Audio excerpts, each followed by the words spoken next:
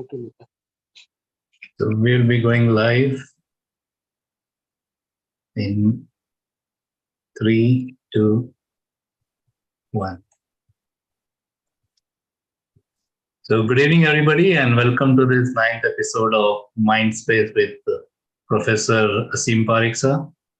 And today we have a very, very interesting topic, and we are going to explore this topic together with Parekh, sir. Welcome, sir, to MINDSPACE, and let's begin with the topic. So why do we call the topic today as, how did you think of a topic like Chronicles of Wasting Time? Why Chronicles of Wasting Time and not like useful time? Yes, good evening, Ashok, and thank you for your invitation. Today, perhaps might be a little different for those of you who have been following the MINDSPACE series. And when Ashok, you asked me, it is not Chronicles of Wasting Time, it is Chronicles of Wasted Time in the past tense. Because the why and the how of. So what are chronicles? Chronicles are records which are maintained in an itemized manner about events of any nature. There could be dispatches from the battlefield, there could be minutes of a meeting, items and itemized, identified and set down in a serial order. Chronicles means according to which they happened. So first of all, to keep a chronicle, or in this case, chronicles, wasted time. This is what chronicles is. So what is wasted?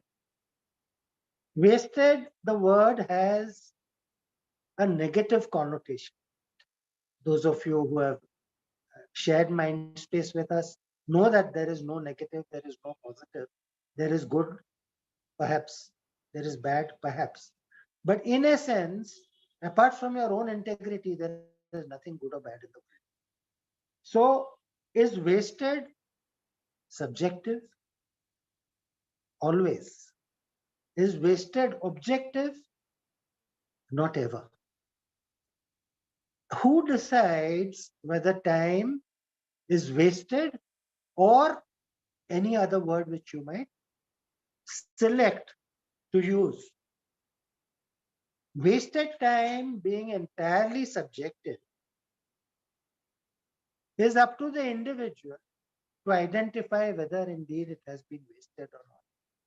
So first, take away the duality of the second person.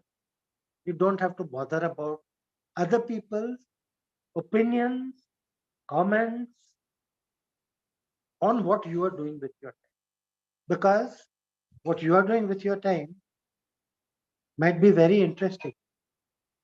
Other individual who tries to objectively view how you are utilizing your time is doing with a different standard. Same standard cannot be applied because each and every one of us is unique. So the wastage of time can always, will always, and can only be a subjective assessment. If we have to chronicle it, yes, we have to assess it, identify it, and then record it in a serial order. Time is the only reference frame. We have length, we have breadth, we have height, or we have depth. It is the only reference frame which has not been explored significantly, and the extent to which it has been explored has not really been made available to the average Joe. The average Joe means the normal Joe, the guy with the average IQ who is heading towards 90 percentile plus. So that material, that information is not yet available to the great many of us. But that does not stop us from conjecture. Because how virile are we? How strong are we? How proficient are we other than by use of our intellect? Intelligence is for normal IQ. You would remember the line from Mahabharat, "Main samay hoon," right in the beginning, and it comes on. And samay very unambiguously states over there that sabse balwan, the most powerful, is I, me, myself. Everything else is secondary. So, indeed, this is not a question of agreeing. Hold for a moment in your mind, if you will, that time is the fourth dimension. And is time powerful?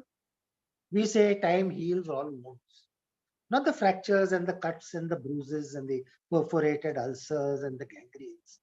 Time heals all wounds, and the deepest and the most painful wounds are those which have been inflicted on the self, before the self has found enlightenment. Ordinarily, what would it be? Emotional trauma, mental trauma, post-traumatic stress disorder. Time heals all of this with a little bit of help from your corner psychiatrist. If we accept, and we do, that what information in physics is available to us is that both light and sound travel in the form of waves, energy. And if time claims that I am the most powerful, will time also follow some kind of sine curve along the horizontal axis? Those of you who have dabbled in philosophy or metaphysics or even made a serious study of would have an idea that time is indeed cyclical.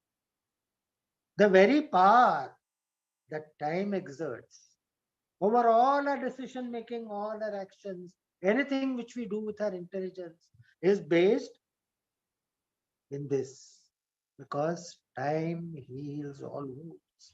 And those which are not healed, well, today I will not talk about karma, carried forward karma, rebirth, any of those things. And what happens in that sine curve of crests and troughs? Crest and troughs as time passes. With every zenith, with every nadir, there is a change. The simplest difference, an oversimplification perhaps, would be there is night and there is day. Perhaps. But our purpose today is to delve a little deeper in. Like you said, Ashok, when you were introducing, we will explore this together, and we will. So from that flat line to have crests and troughs is what makes a living out of a life. How much is the standard deviation from normal crest and what is significant from crest and trough? I leave it to you all. Think about it. You have held that idea in your mind. I brought you to this point. If you wish it is worth your while, apply your own reason and logic to it. Now I said normal, not in a derogatory way. I said average, not in a derogatory way. I do not say 90th percentile in a derogatory way. And I don't say 99th percentile when I say it in a very complimentary way. Everyone from the college where I went to and you went to Ashok, the 99% means nothing. So what makes for the superior man? What makes of the superior man of metaphysics? What makes for the superior man? We use the legal term, no man, woman, he, she. All is he, she, and woman, man. What makes for the superior man? If you wish to remain mediocre, all of you, ladies and gentlemen, log out of this, occupy your evening with something. If you wish to remain mediocre, please don't stay. That would be a waste of time. I'm continuing. What creates power? What creates wealth? What creates influence? What creates these three significant things which oil the wheels of this great city of ours, Mumbai? What makes for respect? What makes for awe?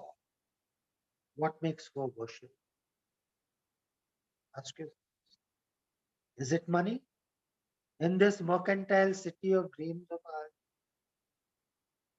where a large number of us were born, grew up, were schooled, attained some kind of technical education, in my case, medicine. Again, oversimplification, but so. What makes for any of these things? Is it money? Ask yourselves, ladies and gentlemen, it is not money. No, it is a manifestation of the self. That is the only thing which will make for power, wealth, influence, respect, awe, and even worship. Who gets worship today? Only gurus. Nobody else. Everything else is dikhawa, tamasha. We have it. So that manifestation of self occurs within the parameters we call time. The time of the Mahabharata. It's a good enough place to start. The wheel of time has been discussed. To be free, freedom, the end of all this should be at the beginning. To be free, stop worrying about time. I'll put some things, Ashok, in the context of time, and then we'll. So, if you aspire to freedom, the freedom that Tilak wanted, the freedom that Rabindranath Tagore spoke about when he wrote that epic poem of his, Into that heaven of freedom, my father, let my country. Swarajya is my birthright. I'm talking about that. You are a citizen of free India today. Yet, ask yourself, how free are you? The first thing to be free, I suggest, ladies and gentlemen, hold this idea for a moment. Stop worrying about time. There is time or there isn't time. There is time or there isn't time. In this one simple statement is covered all the philosophy, theory, practice of time management. It's simple. Either there is time or there isn't time. Now work around it if you wish. Time is money, they say. Rubbish. They say. You can make money, you can earn money. The only time you can make for yourself or earn is if you get discharged from prison for good behavior. That is the only time you can make or create. You can lose money. You can't lose time. You can lose time only, but one of the situations is if the person has multiple personality disorder, like that young man in William Dale's Primal Fear, which is also made into a lovely movie with Richard Gere and yes. So when there is a personality switch, there is lost time. Lost time is perhaps an American. They're the people who started the and let loose the scourge of psychiatry on all of us. DSM 2, 3, 4, 7014. The other time one loses time is during substance abuse. Hangovers and blackouts. That is lost time. All the time which you spend without being aware of it is lost time. It's not wasted time. It is lost time. If you want substance abuse, go ahead. You want to get drunk to the point of blackout, don't remember in the morning, big shot, aren't you? So, no difficulty. You have lost time. You're not wasted it. People speak all the time, my students now, about getting wrecked, getting sloshed, getting bombed, getting. In the good old days, we just used to get, drunk, not to put too fine a point, and getting high and getting stoned. And so, if one is proceeding in that direction, it is not a waste of time. That is what they want to do, but they have lost. At whose cost? Not the exchequer. The one exchequer of the number of finite breaths, which first was introduced to us by Professor Manubhai Kothari. Every time I breathe in, I am inspired, and every time I breathe out, I expire with every breath. Expiration does not take an effort. Inspiration takes an effort. So you want to lose time? Go ahead. So time can be used, it can be misused, it can be abused, it can be squandered, and it can be time passed. Chalo shengdana khatte, time pass ho jaye. Time is never wasted, ladies and gentlemen. Use it, abuse it, misuse it, squander it away. It's your time. Pass your time. Shoot the breeze. Words over wine. No difficulty. It's your time. Time is never wasted. What happens to your time is what you take responsibility. And time happens to you like life happens to you while you were busy making other plans. So you do what you want with it. Job not working? Check it up. Marriage gone sour? Why are you still in it? Kids are abusing you? Throw them out. Either they'll come back or they will do something about which for the first time in your life can be proud of them. Okay, will I get another job? How do I save my marriage? How do I deal with my kids? The first thing is I take responsibility for the job I chose, for the match I made, for the kids I had, the parenting I did, and how I showed up in their space, my behavior, my attitude, my manners, it comes back to me. Like the Yanks say, the Americans, what goes around comes around. Like we say here, kar bala, kar bura ho bura. You are responsible for it. All difficulty comes, worry comes, time disappears because of lack of acceptance of responsibility for one's self. That is the first abuse towards self. And that is the beginning of creating a set of damaged goods where you were once intact. Then you are jolly well wasted.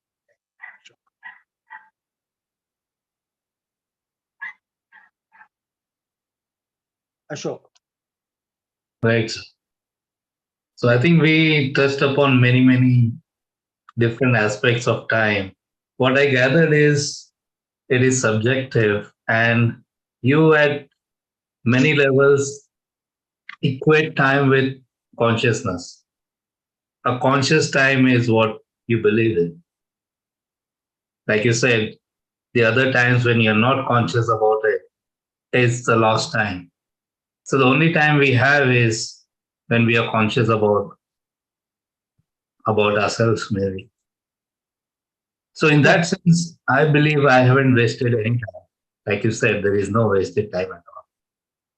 So I think I absolutely agree with a lot of things that you have said here about time and about our consciousness and about how we deal with life in that sense. I think time is just a measure of how consciously we deal with our life over a, over a span.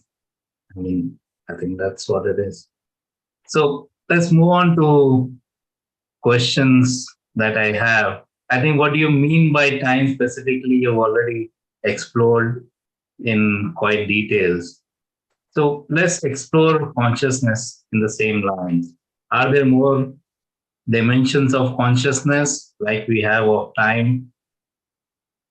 What are your thoughts on that?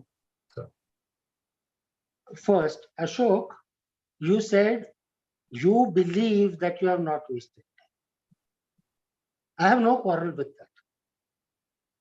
Perhaps the word you are looking for, or could have used rather,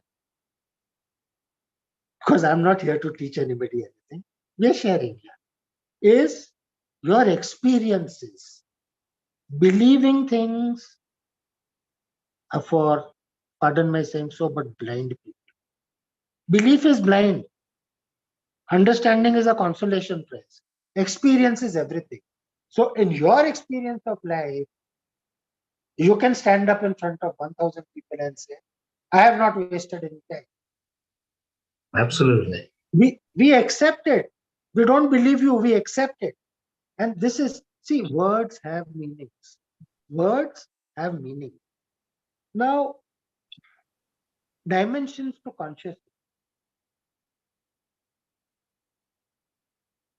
I will not attempt today to define consciousness.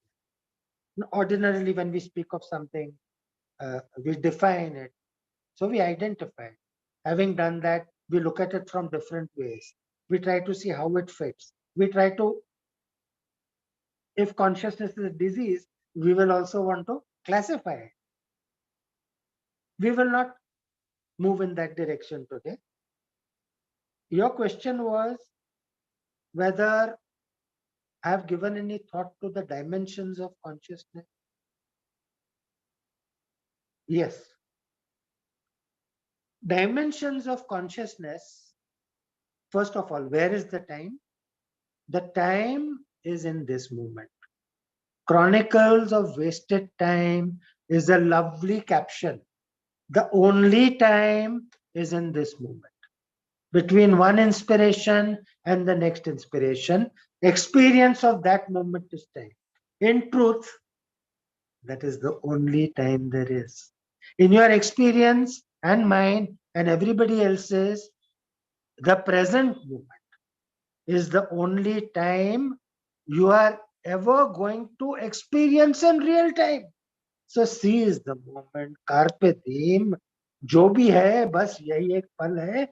Everybody has written about it. What is so difficult to get about this? Because people are too busy understanding the dimensions to consciousness. They're going for meditation. They're listening to TED Talks. They're going on shibirs. They're reading motivational books. Some of them go to ashrams for 10 days and don't talk. Some of them only talk. Others go in search of gurus, forgetting the basic rule is your guru finds you, you do not find the guru. So all these self-defeating acts in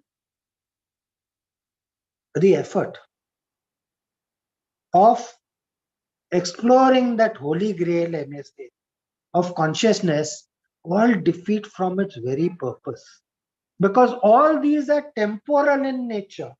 All temporal, o tempora, o mores, they are made up of femtoseconds and make that femtosecond of a femtosecond.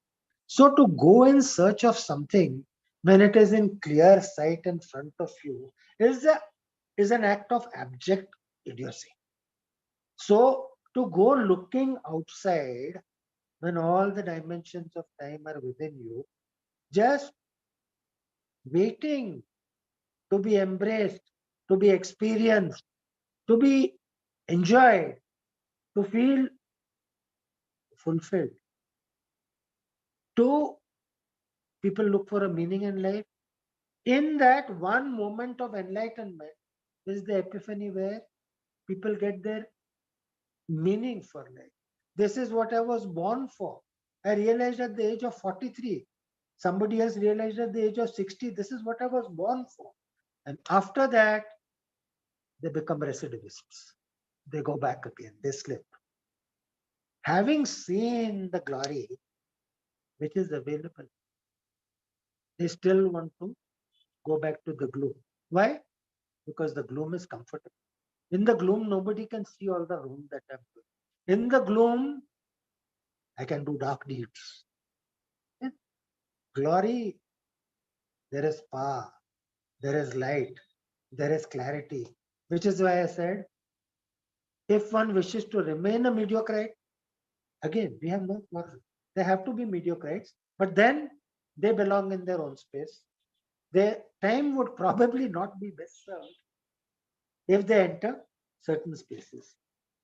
So, sadhana, ashram, self-help books, videos, satsang groups, everything. What happens to most people is the moment they're away from it, they go back to being exactly what they were, and they feel worse because they're shown that little bit of light and that little bit of possibility. And then why do they feel worse? Because they do not have the courage to follow up on their newfound knowledge. And that is the saddest specimen of a human being one can ever find. Mandela did not give up hope. They didn't lock up Mahatma Gandhi for a long time. He didn't give up hope. So, with hope, with another word, four-letter word, love, and with another four-letter word, work, and with the ultimate four-letter word, time. So, dimensions will be there. Identifying, exploring, experiencing those dimensions. What does one take away from that?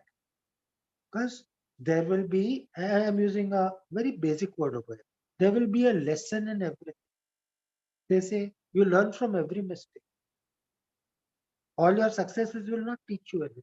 You learn from every mistake. The difficulty in exploring these esoteric dimensions. Why are they esoteric? Because people do not have the courage to explore them. And having explored them, having seen the light, so to speak, they go back into the same loop. They go back into the same box. They work, but they work for a short time. The rest is whatever an individual would like to put on his her personal list of wasted time. Everybody has a bucket list. So make a list of wasted time and put it there, but let that list be an honest one. Let that list be an honest one. Let all the entries over there be subjective and subjective. Not that if you had not wasted that time playing badminton or trying out for the hockey or this thing, you would have stood first in the class. That's all rubbish. All rubbish. So if for you those workouts were important and you think it was wasted, put it down over there. And I suggest to you that you'll be very surprised by what you find under the heading on for your own chronicles of wasted time. Ashok. Yes, sir. So something about subjectivity. I think true subjectivity is very difficult to find. Like you said, we find a spark and then we go away from it. Same is with subjectivity. We always compare with something else or something that we have seen or experienced. True subjectivity is really difficult to find. And hence, time. So what do you feel? How do we define true subjectivity? How do you find it? See, so many times, thank you, Ashok. So many times we lose the essence of matter. We lose the essence of imagination. We lose the essence of thought by getting busy or defining it. Just like I chose today not to define consciousness, to define subjectivity, I'll define it for you. What is subjectivity? Subjectivity is when you subjectively mark, assess, judge anything. It is what you do with an unbiased mind. Difficulty number one. What you do with assess it by experiencing it as a de novo, new phenomenon. And subjectivity is what, once you have done that, with reason, with logic, without being spaced out, decide for yourself what place you want it to have in your life, whether it is a person, whether it is a material thing, whether it is a thought, whether it's a project you want to involve yourself in, any of these. That is subjective. Subjectivity is what appeals to your individual, unique sense of reason and logic. That is subjectivity. We, for the most part, we are schooled, we are indoctrinated, we are not educated. We are indoctrinated in a way where it has to be this way or otherwise nothing. Everything. We grow up being marked objectively. Objective type answers, multiple choice. It is either this or nothing.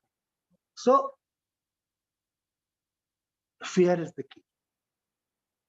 Fear is the strongest motivator. Fear is the strongest inhibitor. So whether it is about motivating or inhibiting, fear will do that better than anything else. Better than anything else. At some stage, I dare say everyone comes across one moment in life where the sheer power, harnessing the sheer power of the universe is in some way made available to them. And not for the searching. We have gone over this some time ago, whether it is a Kundalini Jagrut or whether it is a Shaktipat, whether it is an epiphany or whether it is, I don't know, you shake somebody's hand and get an electric shock. But there is that one moment of absolute clarity where there is no duality and you know this is it. And you also know there are no hidden meanings. And you suddenly, the moment goes because the time is gone. Pink Floyd had a lovely song about it. The time is gone, the song is over, not at something else. And then going through the motions again and again. Tired by the end of the day. Frustrated by the end of the day. Tired when they get out of it. Not looking forward to their work. Not a joyous moment in that. Like Amitabh Bachchan said in Mr. Natwarkar, ye jina koi jina hai pyare. So it is very, very subjective. Objectivity is the domain of the mediocrites. Subjectivity is the domain of the superior man. Whatever you set out to do within the parameters I've spoken about, set out to obtain it legitimately. Set out to obtain it legitimately and without harming the legitimate interests of somebody else. It's not a very good lesson for people who want to be the Don, but there can only be one Don. There can only be one Thalaiva. There can only be one primus. It is possible. It will take some more time. But time is all you have. Time is all you have. Don't worry about whether there is time or no time, or whether you have time. It will either be there or it will not be there. Think about karma for a while. Those of you who wish to, and those who don't wish to, the bare truth has already been put before you. And I think not in any ambiguous terms, is if you slice off somebody else's fingers so that you get to be the surgeon that become, that's going to come back and bite you very badly in the ass sooner or later. I'd say sooner rather than. So same thing, Karbala, Hobala, everything is possible. Everything is possible. So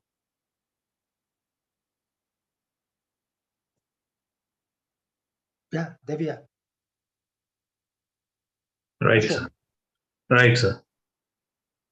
So as we are speaking about subjectivity and time and consciousness, does it change, or do we have different aspect of subjectivity or consciousness within us? Do we have like parallel life where we address different muses and different dimensions of different aspects of our life? What do you think about that? First, I must again pick on your choice of words over there. It is not so much of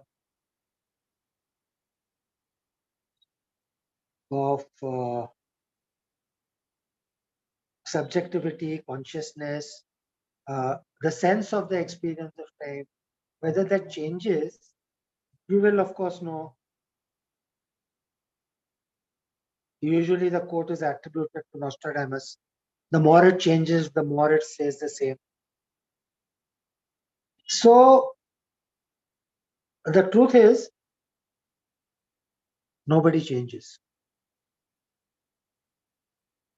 Valmiki also did not change. Please listen to me. When you asked whether consciousness regarding time, the sense of self, and curiosity, all these things were already in us. Yes, they were already in us. We don't change. We become more of who we are, not what we are.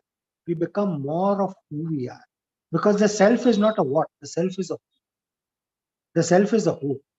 So we are all born.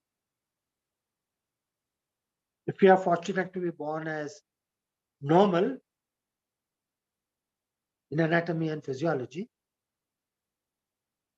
the journey, the temporal journey, and in all those single moments of life, the choices made, but then there is no choice in there. The choices made will determine how rapidly and how hugely, if you like, you become more of the self. So when we say that we don't give sanskar to our children anymore, that is what sanskar is for. To get in touch with the fact that there is a self, not to believe it. That is what yoga is for. To get in touch with the self, not to believe it. Believing is not even a consolation. It's a banana skin on which to live. So we become more of us. And don't believe this. On your own time, assess any 5 people who mean something to you, who you have experienced relationship with for some period on a temporal scale. And examine, if you will, based on where it will have to be objective on your part. Because you are dealing with somebody else who subjectively done whatever they wish to, whatever. Ask yourself how much they have changed. They have not changed. The people who came from good are more good. The people who came from nasty are more nasty. Nobody changes. Valmiki, from the dacoit, when he became the scripter, became more of himself because the Lord realized the essence of goodness in Daku Valmiki. That is how Valya became Valmiki. He received the Shaktipat. His Kundalini was Jagrat. The Lord showed him an epiphany. The Lord showed him a way. I am digressing perhaps into the realm of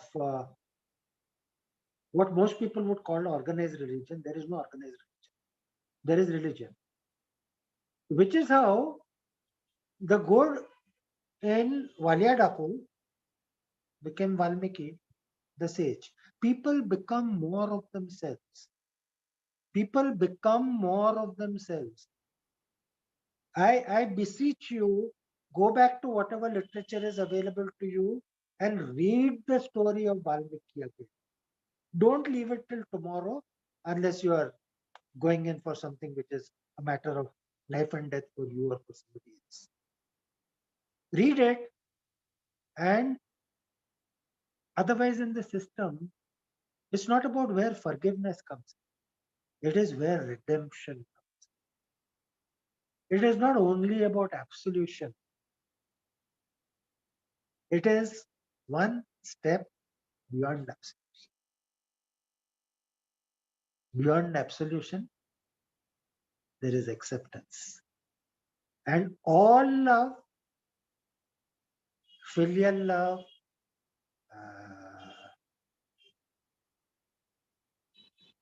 paternal, maternal, sibling, husband, wife, brothers, all love, love for your pet, love for your associate, all love takes birth from acceptance.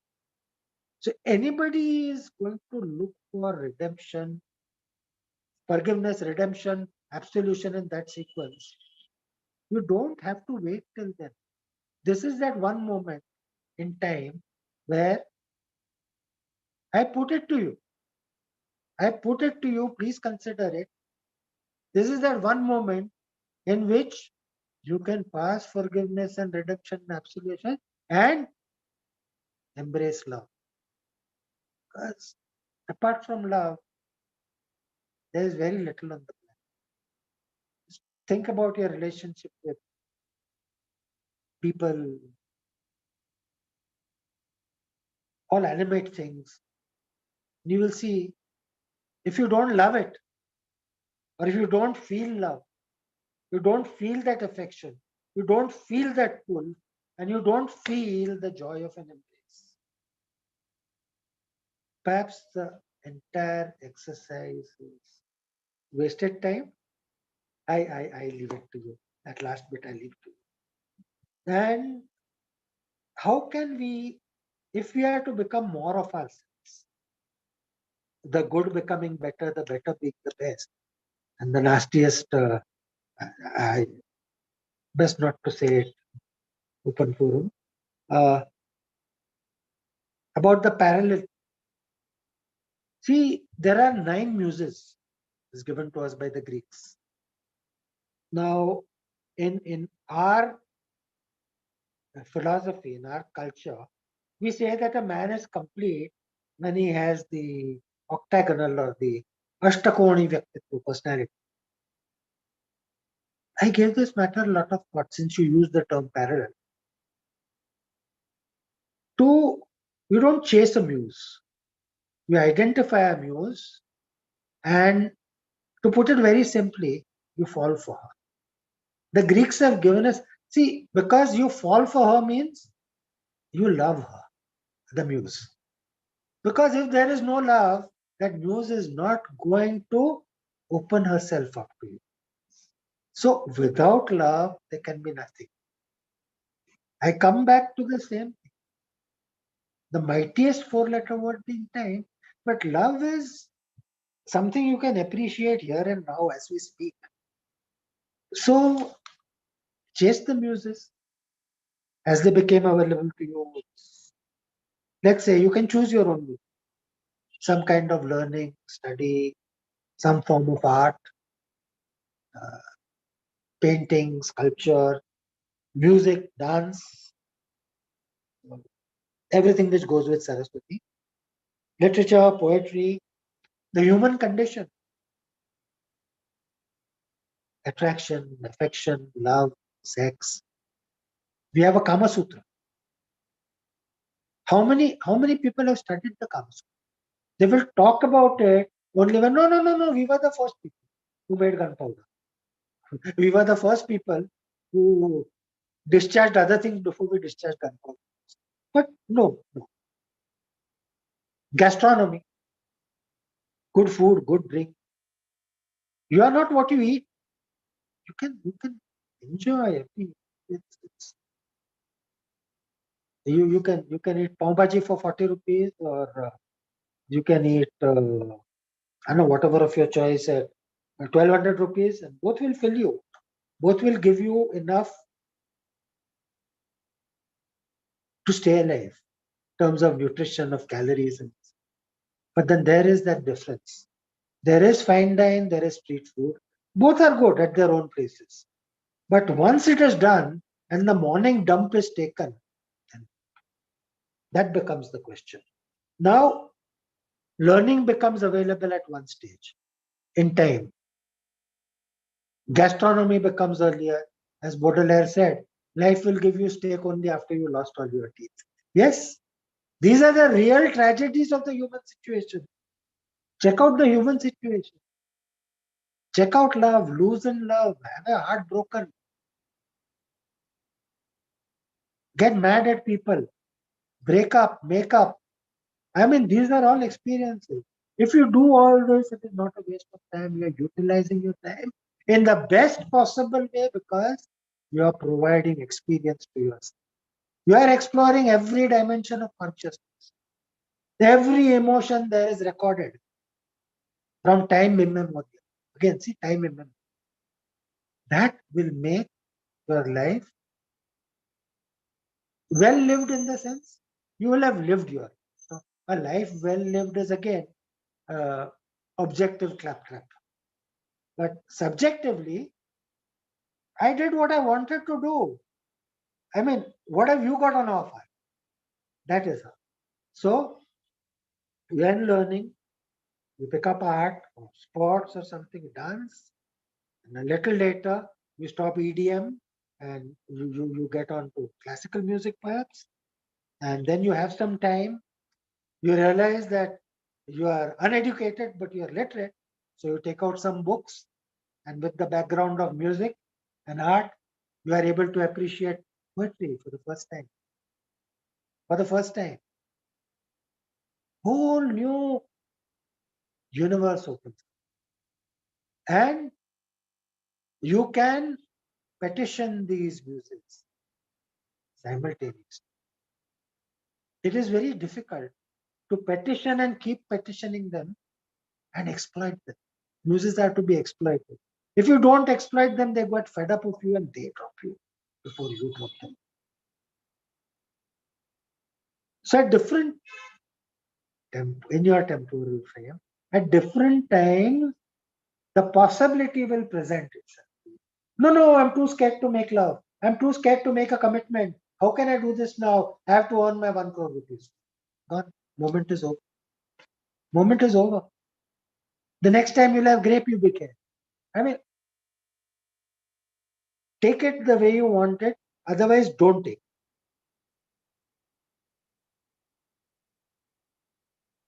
Courage is what makes everything possible.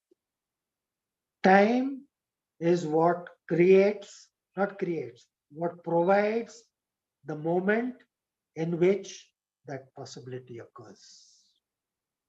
All of us live parallel lives.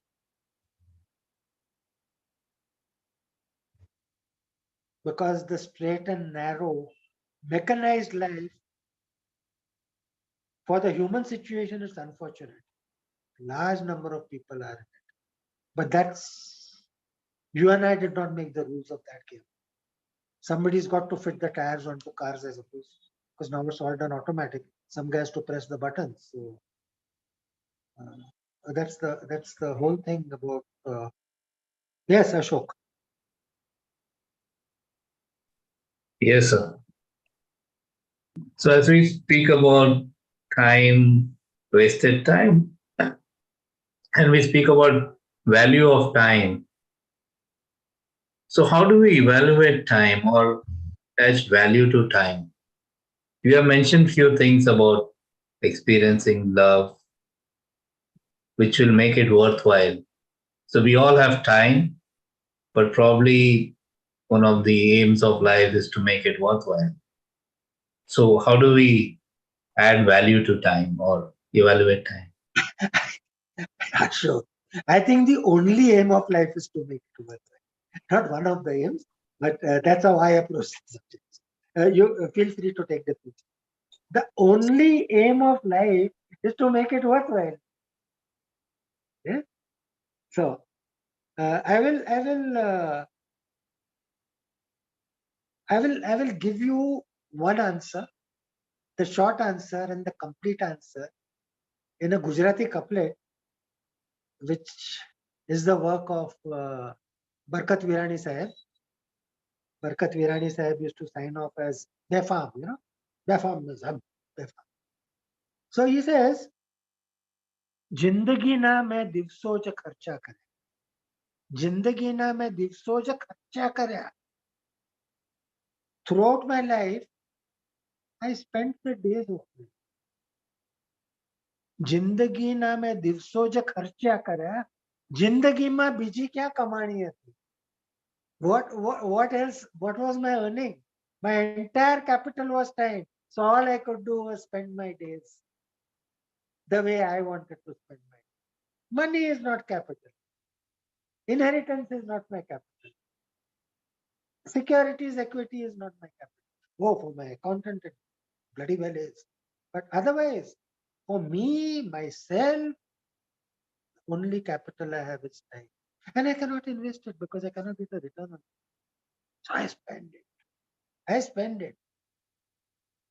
I don't waste it. Sometimes I spend it unwisely, but it is not wasted. Because in that moment of impaired wisdom, I have learned the lesson. That is a lesson for myself to not indulge in that kind of stupidity again. And it is a lesson which I can pass on to others. So they need not make the same expenditure. They can go and spend their time elsewhere. Do something new, do something novel, do something differently. I waste my time this way, you say. You show me how you can waste time. And I will not show you a study in contrast. I will show you a study in similarity. Nobody wastes time. Chronicles of Wasted Time is perhaps the best title anybody could give to an autobiography of a life well lived. Now, this is in the public domain, it's no more copyrighted. But Chronicles of Wasted Time is the title of Malcolm Muggeridge's biography, autobiography, which he wrote in 3 parts. The third part, there was some difficulty. Some time ago, as I was telling you, Ashok, I came across it. I have not read the book, but that title stuck with me. And then I read up a little bit whatever was available on the internet. Actually, there's quite a bit on the internet on Malcolm Muggeridge. So, if and he was pretty well liked, and his writers, poets, surgeons, all prima donnas. None of them can stand the other. So he was popular in his own circle. I mean, that says a lot about any kind of creativity. So that stuck, and I realized, pondering only on the topic of his autobiography, that this bears some deeper exploration in terms of time. Right, sir. So I think we did explore a lot of aspects of time, wasted time, utilized time, and how to evaluate and add value to time. There are a lot of deeper thoughts, and a lot of these thoughts are subjective to all of us. I mean, what we have discussed might be true between you and me to some aspect, but I think individuals have to find their own maybe definitions or statements that are more true to them in terms of evaluating time and evaluating wasted time. So, yes, I think I can leave it at that. You want to add something to it, sir?